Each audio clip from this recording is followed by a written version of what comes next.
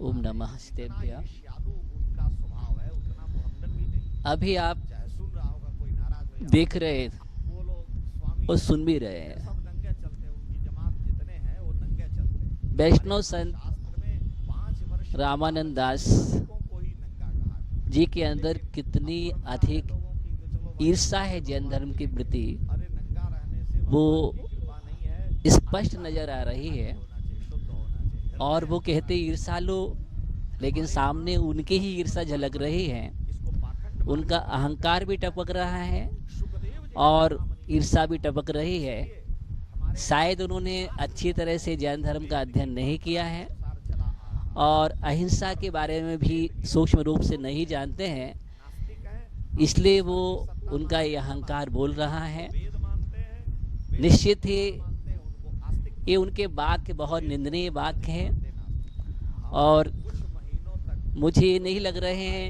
राजस्थान में कि पाली जिला है, उनका जो वहाँ भेष गए है रहे, उन्हें तो अपने भेष पर ध्यान उनको देना पता चाहिए। नहीं, दर्शन किसी भी धर्म पर टिप्पणी करने का अधिकार नहीं है। पहली बात तो सबसे बड़ी बात ये है, समझौता नहीं करने आपको वाली अध्ययन करना चाहिए। आप वेद की बात अब करते वो हैं सब चाहें कि नहीं तो आप ऋग्वेद यजुर्वेद आदि अच्छी तरह से अध्ययन करें, पढ़ें। जहाँ पर तो पानी से प्रथम तीर्थंकर जैन दर्शन के ऋषभ देव को नमस्कार किया गया है, अरिष्ट नेमी अजितनाथ तीर्थंकर का वर्णन आता है।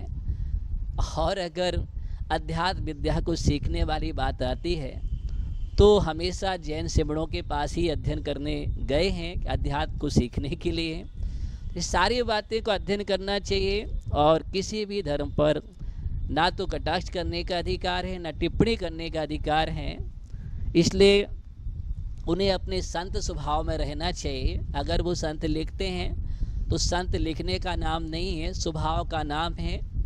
निर्गंथ की बात करते हैं, नग्न नहीं वो निर्गंथ होते हैं, दिगंबर संत होते हैं। और ये अनादि परंपरा चली आ रही है और बिना निर्गंथ के मोक्ष नहीं होता, निर्वाण नहीं होता। इस बात को उनको समझना चाहिए। अंदर से भी निर्गंथ होना पड़ता है और बाहर से भी निर्गंथ होना पड़ता है, तब कहीं जाकर के मुक्ति की प्राप्ति होती है। अंदर न वासनाएं होना चाहिए, ना कामना होना चाहिए और न बाहर में किसी प्रकार का परिग्रह आदि नहीं होना चाहिए।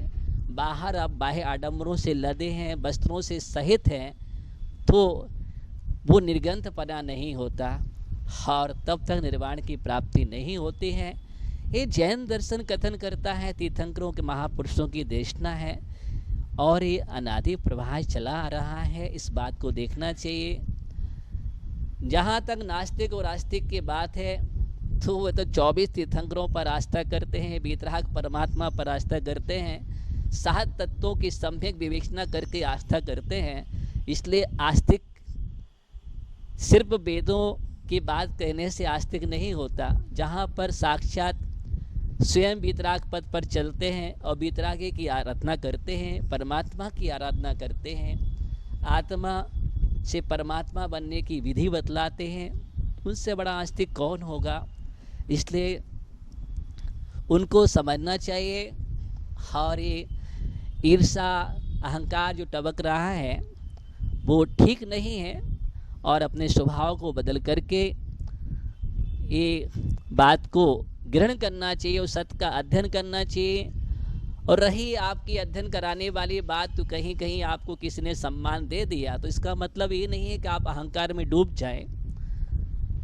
जैन दर्शन वो दर्शन है जो हर किसी को अच्छी तरह से अध्ययन करा सकता है और अध्ययन अध्यापन कराना उनका कार्य है। इसलिए ठीक है, गुरूर मत करो, अहंकार मत करो, बस यही कहना है। सत्य का अध्ययन करो और शांत स्वभाव में रहो। किसी भी दर्शन पर टिप्पणी करने का कोई अधिकार नहीं आपके लिए।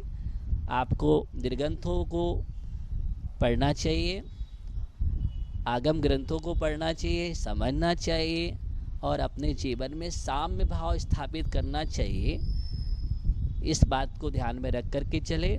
आपसे हमारा यही कहना है, अपने स्वभाव को मृदु बनाइए। ओम नमः शिवाय।